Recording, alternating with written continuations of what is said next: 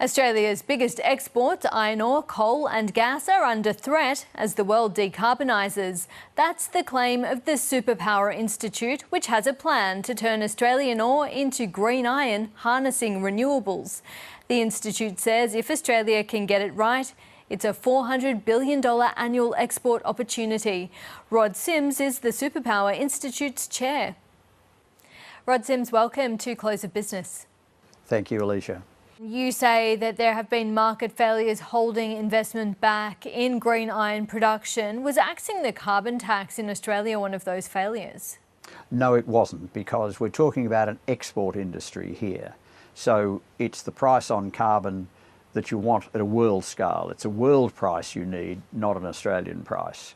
Now, there is a carbon price in Europe, pretty big country. There's a small one in China. They're moving towards them in other places, but they're not there yet. So we're saying, government, just fill that gap for a short while to make sure we get projects going in Australia and that we get them going quickly. Your report models 5 locations where iron can be produced using renewables. What's the feasibility of this? I mean, are the big miners going to become manufacturers? No, they're not. And that's the key point. You've put that very well. Miners are not manufacturers. No, the people who are going to do this are going to be the big iron and steel making companies in Northeast Asia. And obviously POSCO, I think Korea's largest iron and steel maker, has already expressed an interest. They've got a team here looking at it. One exception to miners not being manufacturers, of course, is Andrew Forrest has a pilot plant to make green iron, so he might be a candidate. But no, BHP and Rio, they're miners, they're not manufacturers. And what's the time frame that we could see this in action? Well, I think that the main message I'd like to convey is the package we've put up is all the government needs to do. There's people talking about this saying, oh, we've got to go overseas and get demand for green iron because there's a green premium. No, we've dealt with that by the $170 a tonne production credit. With that credit, and with a bit of help on the capital side, which I've mentioned, Australian green iron can outcompete iron made with fossil fuel now. We've mentioned a number of locations where this can happen. The best 2 are the Eyre Peninsula in South Australia and Geraldton in Western Australia, but there's other places as well. So I would like the government to put in place this policy package very soon. If they were to do it in 2025, we would hope to have final investment decisions on projects by 2026, 2027.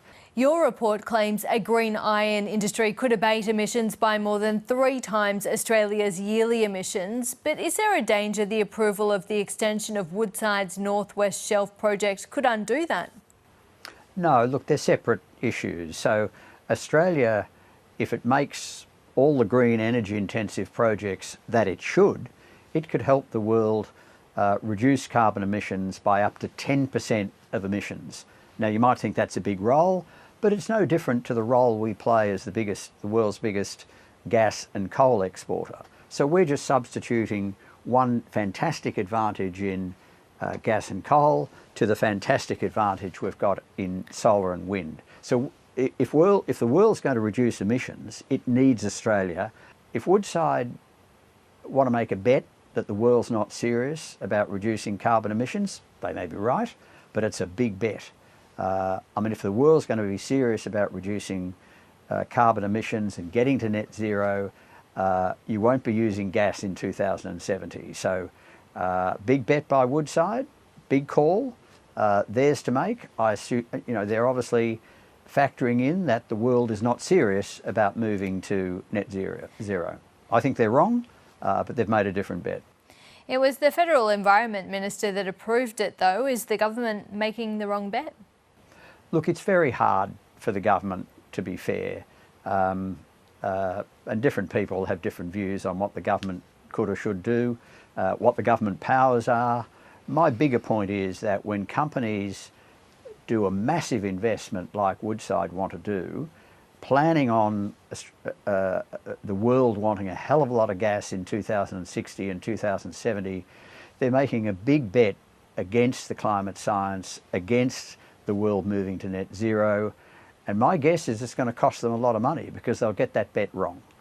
I could be wrong, but in any event, if I could make a key point, Australia is a big exporter of coal, gas, iron ore.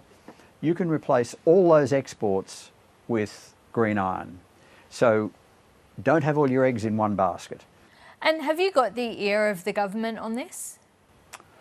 They're certainly listening. We had many government ministerial advisors and very senior public servants to our launch on Monday. They're well aware of the arguments. We talk to them a lot. Look, my guess is that the public service at senior levels understands what we're saying and has a lot of sympathy for it. Let's hope they can get the politicians over the line. That's what we've really got to do. And as I say, I think it's a real winner. I can't actually see the political downside to doing this, so I can't see why they wouldn't get right behind this. Rod Sims, thank you so much. Thank you.